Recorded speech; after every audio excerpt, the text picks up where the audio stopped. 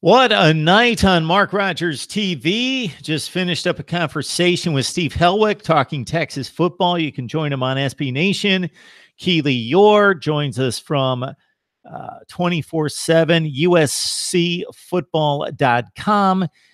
Antoine Staley and Isaiah Kim Martinez, a doubleheader on Miami football. Antoine Staley from Athlons and Isaiah Kim Martinez from the Miami Hurricane. And Gary Harris, well-renowned local broadcaster there in Tuscaloosa, the sports director at WVUA in Tuscaloosa, talking Tide.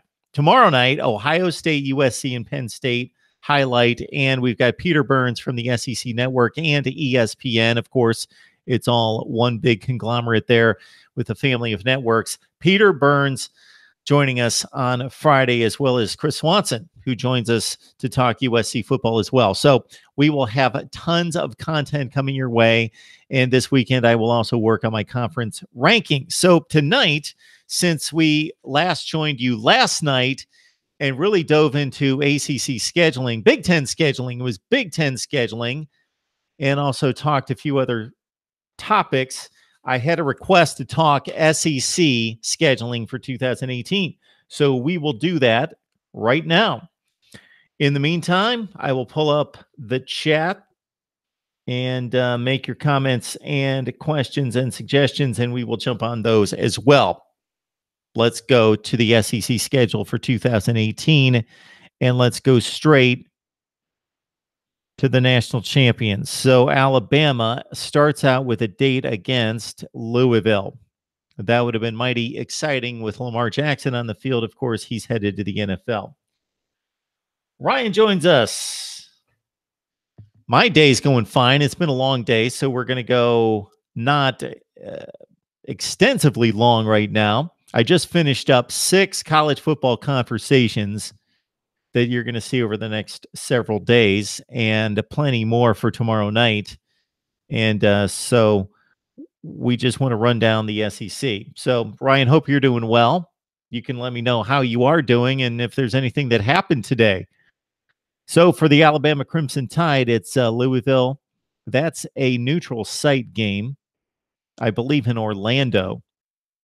And the other out-of-conference games for Alabama, of course, amount to nothing. Arkansas State, a decent group of 5 Sunbelt program. Louisiana Lafayette, or Louisiana ULL. That's no longer Lafayette, is it? Must be. Louisiana Lafayette. And then the Citadel on November 17th, leading into the Auburn game. So for Alabama, non-division games, always Tennessee.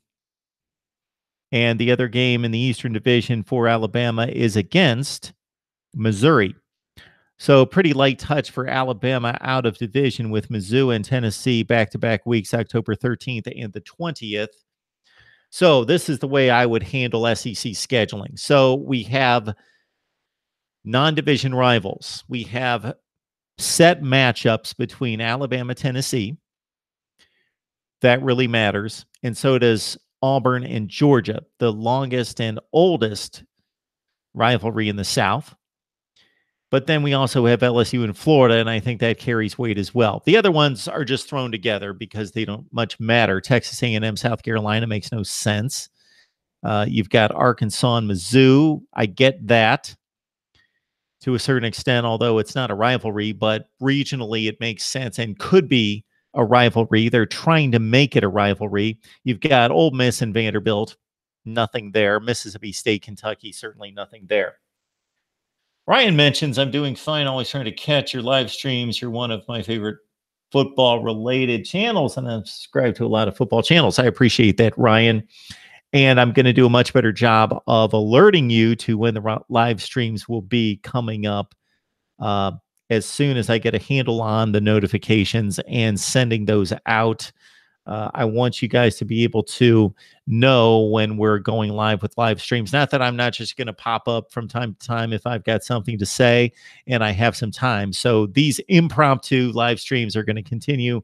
But at most of the time, I would like to be able to say, hey, 8 o'clock Thursday night, I will have a live stream and send that out 12 hours in advance so you can plan to join us. And these work because of you, because otherwise the live stream is just another video of me talking. But the live streams work because you guys jump on with your comments. So looking at Alabama, they're a prime example. And I've used this example a few times in talking about SEC scheduling in particular. This also affects the ACC because of the 8-game schedule in a 14-team league where you miss 5 opponents. So for me,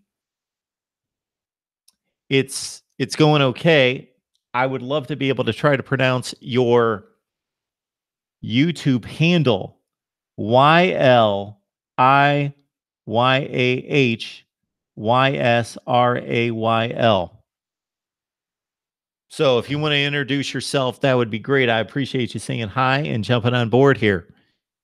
So we're talking SEC scheduling. So here's the issue that I have, and this is the most extreme example, but this happens all the time. In the 2013 season, coming off 2012, and remember then LSU was really competitive with Alabama. They were the 2 best teams in the division, if not the conference. In 2013, Alabama's 2 games were against Mizzou. No, their 2 games were against Tennessee and Kentucky. Those 2 teams combined for a 2-14 SEC record the year before. LSU had to play Georgia and Florida, who combined for a 14-2 SEC record the year before. So you are creating a complete disadvantage for one team when 2 teams play the exact same schedule in the division. So they only have 2 games out of 8 that are different in deciding a division championship. And one team plays 2 teams that were 14-2 the year before, and the other team plays 2 teams that were 2-14. So this is what I would do. Elijah, how you doing? Good to hear from you. And I would be interested in knowing from both Ryan and Elijah, and we've got a number of other people that have not commented but are watching, how long you guys have been watching my channel and what you like to see and maybe what you've seen a lot of that you don't necessarily want to continue to see. So just let me know. Ryan looks at Alabama's schedule. I see the Citadel right before the Iron Bowl, and I'm like, why am I not surprised? Mercer, Citadel, pick your poison, pick your team, pick your scrimmage. They might as well be scrimmaging. It's actually better that they not scrimmage. They would hurt each other in preparation for the Iron Bowl. The only reason I don't have a huge issue with that is because the same holds true for their opponent, Auburn. Auburn schedules an easy game, and this has been the case for the last several years leading into the Iron Bowl. I was down in SEC country working at WCBI. I was the sports director there from 1995 to 2000, and that was not the scheduling then. If you played in the SEC Western Division, you faced the gauntlet all the way through. You didn't have the break that they now instill that second to last weekend of the season. Been watching since around the first signing period, so not long for Elisha. So thanks for jumping on board. We're going to try to get to a lot of the off-season series that I've done in the past, like rating the top 10 at each position in college football, the top 5 in the various conferences, meaning the top 5 ACC quarterbacks, the top 10 quarterbacks nationally, the top 10 defensive ends nationally. We're going to rank conferences. We'll give you our way too early top 25. That seems to be in vogue these days. So we'll jump on the bandwagon and do that as well. And for Ryan, it was the spring of 2017, so about a year ago. And a number of other items that I have planned. So this is what I would do to even out SEC schedule, or not just in the SEC. Again, this could be applied to any conference, but especially the SEC and the ACC because they only play the 8-game conference season. I would keep the rivalry intact. Alabama, Tennessee, LSU, Florida, and Georgia, Auburn in particular. I don't know that the other rivalries need to be intact. Maybe Mizzou, Arkansas, the SEC trying to do something there, similar to Maryland, Rutgers playing the final game in the Big Ten. It's kind of a made-up rivalry, but it makes sense regionally. So my thought is that if Alabama has to play Tennessee, and Tennessee finished 0-8 last season in the SEC, then Alabama's other game has to counterbalance that game. So they have to play the best team. Therefore, that gives us a really good game in Georgia, Alabama. So if you follow me, Auburn has to play Georgia because that's the South's oldest rivalry. Well, Auburn should not be penalized by having to play, let's say, if Florida was really good or Tennessee. We would match them up because they're playing a 7-1 Georgia team. Or did Georgia? Yeah, Georgia lost the one game to Auburn last year, so they finished 7-1 in the SEC. We match them up against a 1-7 team. And it may not work out perfectly where we can find a team that's going to even out the non-conference or the non-division scheduling to make it a 500 schedule, but you could get within a game. So do you guys follow me on that? That's what I would do in the SEC. I do it in the ACC as well. The Big Ten goes through a rotation, and their rotation isn't working very well. We went through the Big Ten last night, and I'm trying to think who it was. It's somebody in the Western Division has to play Ohio State, Michigan, Michigan State. And then somebody else who's competing against that team, another contender out of that division in the West, only plays one of the big four, and the other two games are Indiana and Maryland. That shouldn't happen.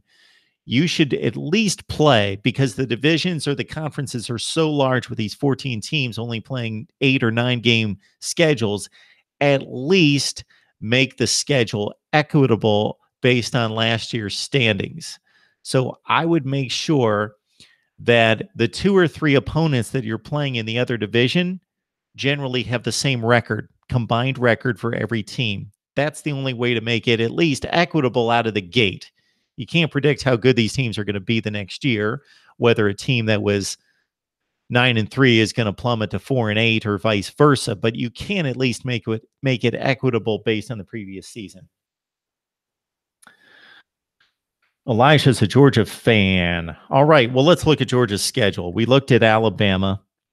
They've got out of conference Louisville, neutral site game, Arkansas State, Citadel before the Iron Bowl, and Louisiana Lafayette.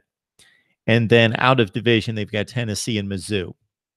Pretty light touch for the Crimson Tide next year. All right, you know what? Let's stay in the SEC Western Division. We'll go with Auburn here. Hopefully this comes up quickly. The Auburn Tigers, of course, beat Alabama last year, but lost the SEC championship game. Okay, why can I not get Auburn to come up? That's because the site I'm on, which will remain nameless, flipped me to basketball scheduling. I'm looking at college football scheduling. I've got Alabama pulled up, and then I click on Auburn on Alabama's schedule, and it sends me to Auburn basketball. So let's get back to football, and let's look at the Auburn Tigers. All right. Auburn this season, I know that they've got an interesting game against Washington. Ryan mentions, yeah, if Tennessee has to play Alabama every year, then they should get an Arkansas or Ole Miss to cushion it. Exactly. So on the flip side, Tennessee always plays Alabama. Consider what a disadvantage that has been for Tennessee in trying to compete against usually Florida and Georgia over the last 10 years since Nick Saban's been in Tuscaloosa. It's an automatic loss. They haven't beaten Alabama since Nick Saban arrived. So they're 0-10 against Alabama, or 0-11. Maybe Saban lost to Tennessee that first year in 2007. I don't remember. But he definitely has not lost to Tennessee since 2008. Therefore, Tennessee's 0-10 against Alabama. All right. For Auburn, the out-of-conference looks like this. Washington, September 1st. I believe that game's in Atlanta. It shows up at Washington, but I believe they'll be the designated home team. But who's kidding who? Auburn will be the home team in Atlanta against Washington September 1st. Out of conference, they also have Alabama State. They've got a game against Southern Miss on September 29th, and then they've got Liberty. So Auburn's got Liberty, Alabama's got the Citadel prior to the Iron Bowl. Auburn will play Georgia out of the SEC East, and they will play Tennessee. So think about that right there. Alabama and Auburn both play Tennessee, so that's equal. They play their division, that's equal. But Auburn has to play Georgia on the road, and Alabama's game versus the Georgia game is Missouri. So that's where the scheduling doesn't work. All right. Who do we go to next? We've looked at Alabama and Auburn. Let's call up Mississippi State because they are, I believe, the sleeper for 2018. Have you tried FBS's schedules? That's my main schedule website. Yes, I have, Ryan. I'm on my phone here, so I'm just going to ESPN. Got to give some business to the people that pay my paycheck. All right, so Mississippi State here. They've got, Stephen F. Austin, game number 1. Then they go to Kansas State. Love that game. Kansas State hosting Mississippi State. So the Bulldogs, when have we seen Mississippi State play a decent out-of-conference game?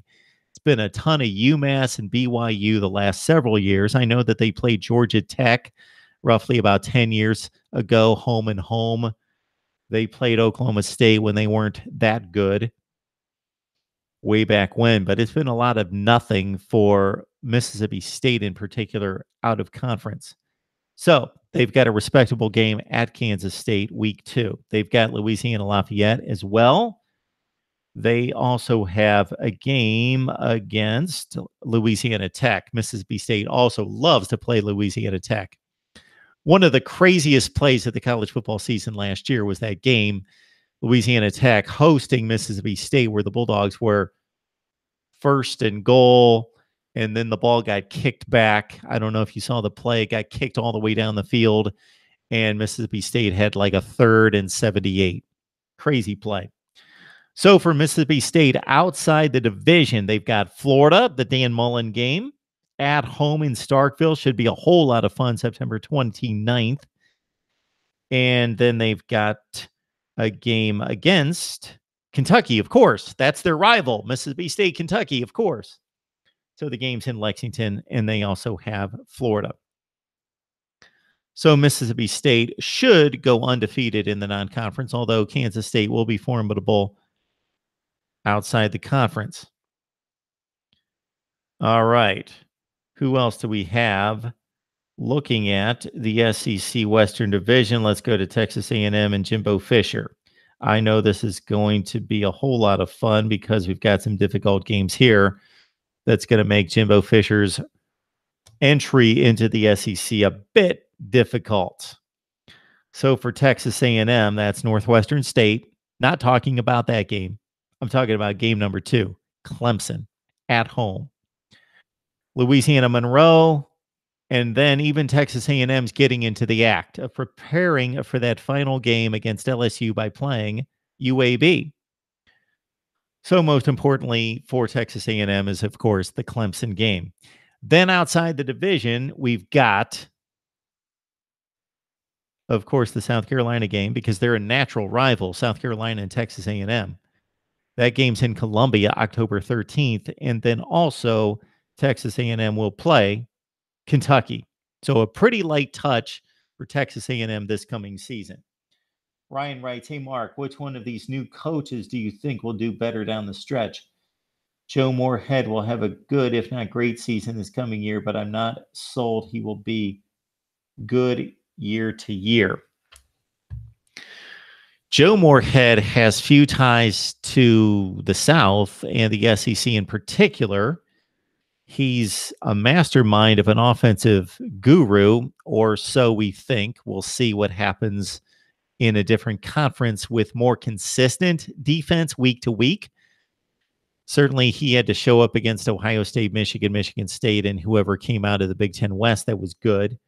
But week to week, he's going to face better defenses with his style of offense. But he does have a year to transition with Nick Fitzgerald in play. Jimbo Fisher, the name, the credibility of the national championship, and what he accomplished at Florida State would, and because of the talent in Texas, you would think he would be able to outperform Joe Moorhead long term, but the expectations are going to be much higher as well. All right, let's go to the Ole Miss schedule under Matt Luke. Oh, this is driving me crazy. Let's go to LSU. LSU coming up next. Hopefully, no, they flip me to basketball. I don't want LSU basketball. Crazy. All right. LSU, Ed Ogeron. Of course, they lost their bowl game to Notre Dame. I was not too happy with that result. So let's get to football in LSU. So Texas A&M's got Clemson, Alabama's got Louisville, and Mississippi State is taking on Kansas State on the road.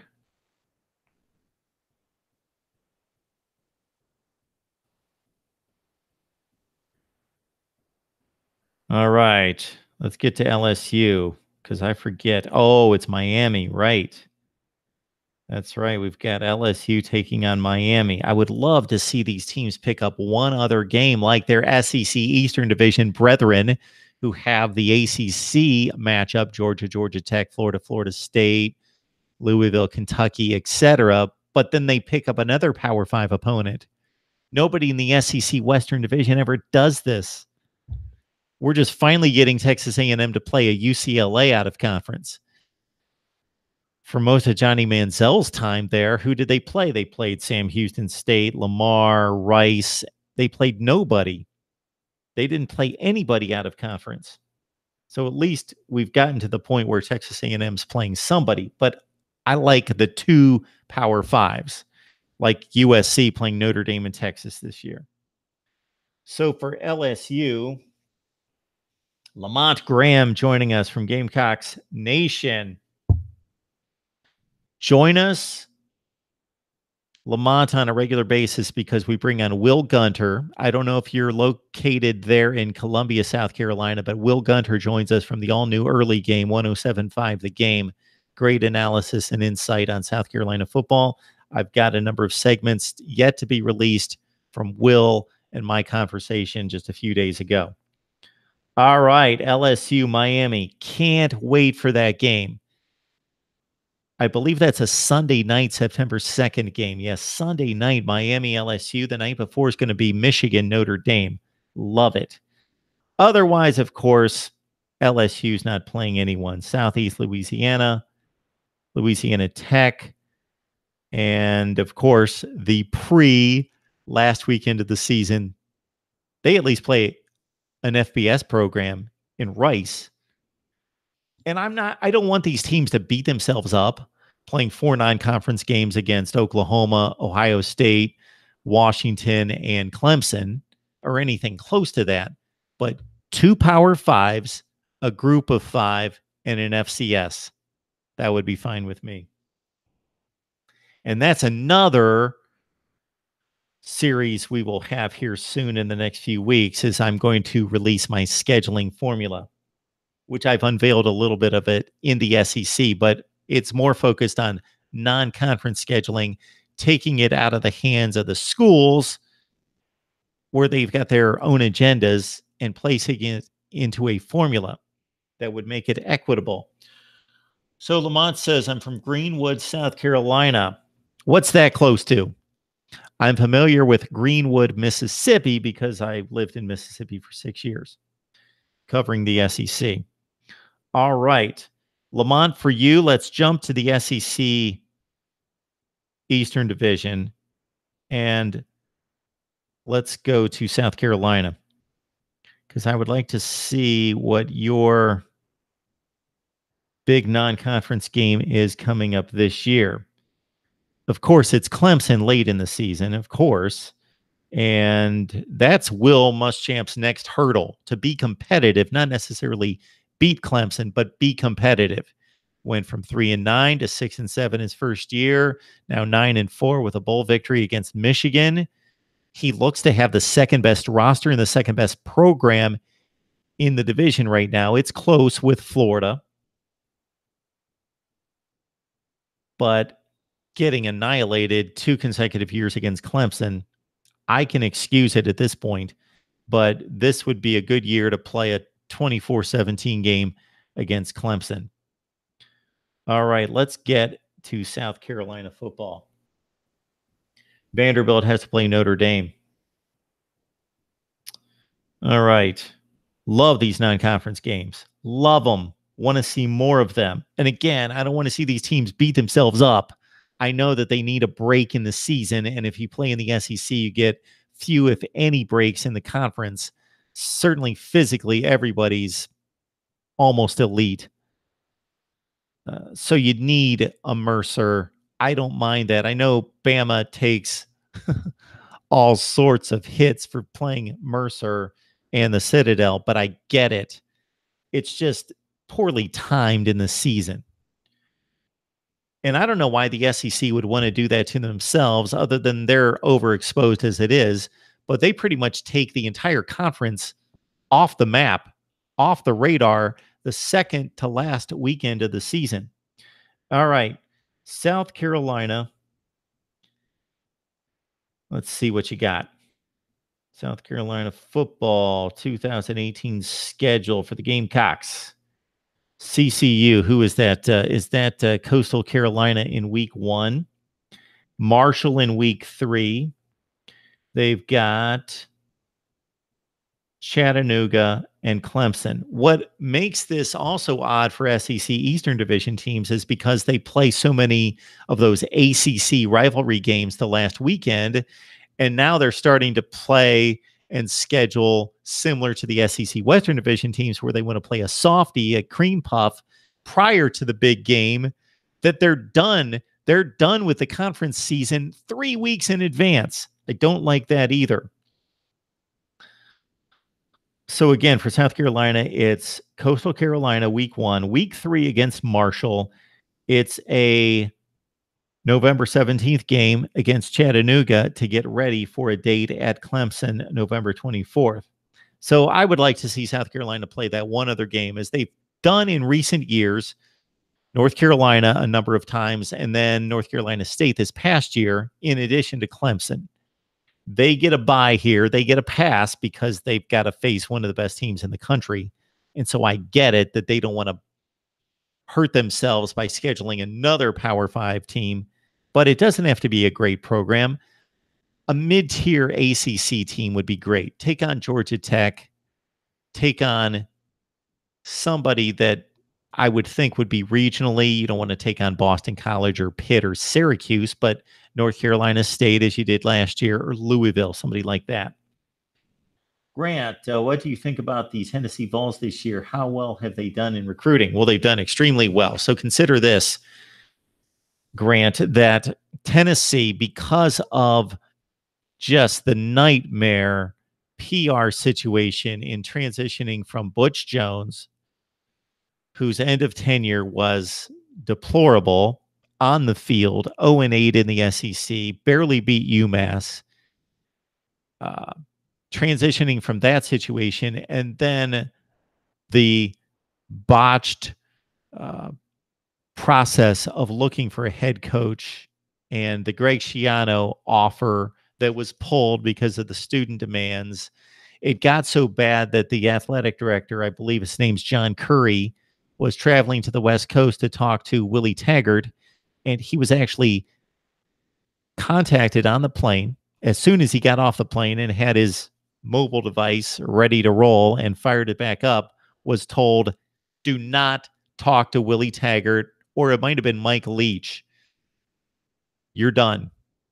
So to consider that Tennessee football was in that state with no head coach, with no athletic director, looking as bad as they did publicly in the last and final days of Butch Jones, and the disappointment and debacle that became on the field, not otherwise, but then how that spread to the administration and the athletic department, and how poorly the coaching search was deployed, to go from that and a recruiting class that was ranked around 55th in the nation, for Jeremy Pruitt to be hired late, much later than they wanted to hire a head coach, for him to come into play and be able to sell that program versus the likes of Georgia and Florida and other teams around the South, inside and outside the SEC, and wind up with a top 20 class. I think they did great.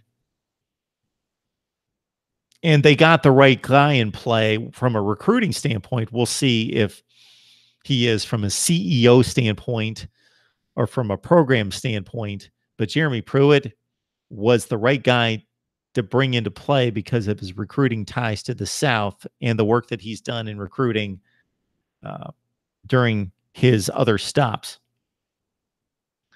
All right. Who else do we want to look at? Of course, Georgia. Unfortunately, I don't believe that Georgia plays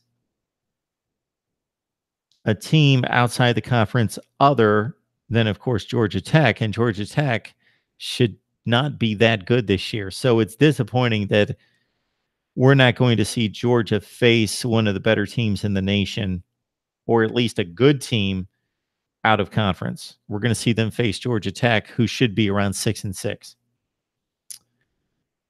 All right, let's go to the Georgia Bulldogs. And of course, we know that they play Auburn out of division. Thanks for hanging with me, you guys. We got Grant also commenting that how well do you think they will be this season, or how many years will it take for them to get back to being a semi-dominant team?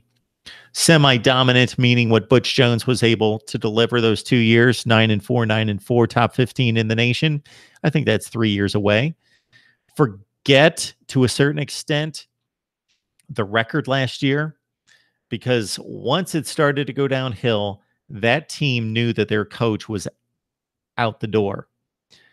Tennessee's talent is better than what they showed last year. Butch Jones recruited well. The recruiting rankings don't show how many players left the program, so the rankings aren't quite as, are actually better on paper than the talent on the roster. So you're going to see top 15 classes brought in by Butch Jones, but they didn't turn out to yield top 15 players across the board because so many players left the program. But still, they were top 25 to 30 classes. So they're good teams. They have a good roster. So if Jeremy Pruitt's able to come in, do a capable job, do a job similar to what Mike Leach did at Washington State, something close to what has been done at other programs that had some potential, but Tennessee and Washington State is not a light comparison. But I was just thinking of it from taking a team and a program that was down and showing what can be done, and not expecting the world. But I would expect Jeremy Pruitt to be 8-4 in year 3. All right, back to the schedule. And let's look at Georgia. I don't think there's much to look at here. Ryan mentions Georgia plays Notre Dame again in Athens in 2019. Yeah, I knew it wasn't a back-to-back home and home. I'm excited for the UCLA home and away series in 2025 and 26. Love to see that, Ryan. I'm right there with you. The SEC going to the West Coast and the teams in the Pac-12 playing the SEC. Do you realize that other than Ole Miss playing Cal, home and home, what couple years removed, that the SEC and the Pac-12 just has not played? They have not played in recent years at all. Nobody has played. That shouldn't happen. We should have all the Power Fives playing each other. 2 games per 68 Power 5 teams, and of course, do the math, and it's 68 games. We're not getting 68 games now. All right, for the Georgia Bulldogs coming off their SEC championship run in 2017, play this fall Austin P at South Carolina. Huge game already in week 2. Middle Tennessee's the other non-conference game along with UMass and Georgia Tech. You got to credit UMass. They're just kind of lost up there in the Northeast in Boston. They're like a low-level BYU, and of course BYU was bad this particular season, but they've been good, and they schedule a strong Pac-12 schedule. Then they pluck a Mississippi State or a Michigan State and those kind of games, and they put together a schedule that's very odd because it's front-loaded, because all the teams playing in the Power 5 have non-conference games early in the season. Then BYU struggles to find anybody to play the back half of the season, and we've seen the same with UMass. They've played a home-and-home with Mississippi State. They played Florida. They played Tennessee. They try to hit some teams in the MAC. It's a very odd schedule, and they show up again here going to Athens on November 17th to take on Georgia. So again, similar to South Carolina, Georgia is going to be done with the SEC after playing Auburn on November 10th. Then they're looking at UMass and Georgia Tech, which will be huge games if they're in the running for a national playoff, as we expect them to be. Otherwise, if they're just playing for the SEC, then those games are meaningless, except for rankings and rivalries. We saw that a couple times recently with Florida, where they won the SEC Eastern Division. Then they still had 2 games to play because they played a cream puff. Then they played Florida State, and the games were meaningless. And they were like 9-1 or 9-2. Then they played 2 additional games and lost one of those, and it didn't matter. Then they still got thumped by Alabama in the SEC championship game. Brian writes that Alabama and Washington in the playoffs, unless you're just counting regular season, which I was. I thought of the Alabama-Washington matchup. But in terms of intentional games that were scheduled, not much from the Pac-12 and the SEC. Auburn went to Kansas State about 5 years ago. A long time ago in the Reggie Bush era, Arkansas went out to USC, and they returned the visit to Fayetteville. But other than that, I know prior to Nick Saban that UCLA came to Tuscaloosa and played. But nobody has gone to the West Coast in forever. So that's good to see. All right, let's get back to it with who would be next. Of course, Florida would be the likely possible challenger to Georgia, although I don't think many of us really give Georgia or Florida and Dan Mullen much of a chance this first year, but I think it's between South Carolina and Florida to give Georgia any kind of a push. All right, I'm going to run through a few more schedules, then we'll shut it down. We'll remind you. Keely Orr from USC Football 247 Sports tonight. Steve Helwick from SB Nation to talk Texas. Antoine Staley and Isaiah Kim Martinez both talking the U from Athlons and the Miami Hurricane. And Gary Harris, great discussion with him. A local legend there in Tuscaloosa talking Alabama football, sports director at WVUA. Tomorrow night, I'm talking Ohio State, Penn State, USC, and more. On Friday night, I've got Peter Burns from the SEC Network lined up, and also more recently hosting college football live on ESPN. All right, one more go at it. We will leave the likes of Vanderbilt, Missouri, and others for another night. Let's look at the Florida Gators. Of course, they opened up 2017 with the neutral site game against Michigan, a game I was really excited about that's turned out to be generally a dud. Charleston Southern is week 1 for Florida. Then they've got a game against Colorado State, Jim McElwain's old team. Of course, he's at Michigan. Also for Florida, they've got, again, the last 2 games are non-conference. The SEC slate's going to be wrapped up by November 10th against South Carolina. Last 2 games for the Gators are Idaho and at Florida State. So typical that I would like to see one other Power Five. Instead, we've got Colorado State, Charleston Southern, and Idaho for the Gators, in addition to taking on Florida State. Now, out of division, who do they have? Of course, they've got LSU. That game in Gainesville, October 6th. And then they also take on Mississippi State. So very difficult for Florida here against the West.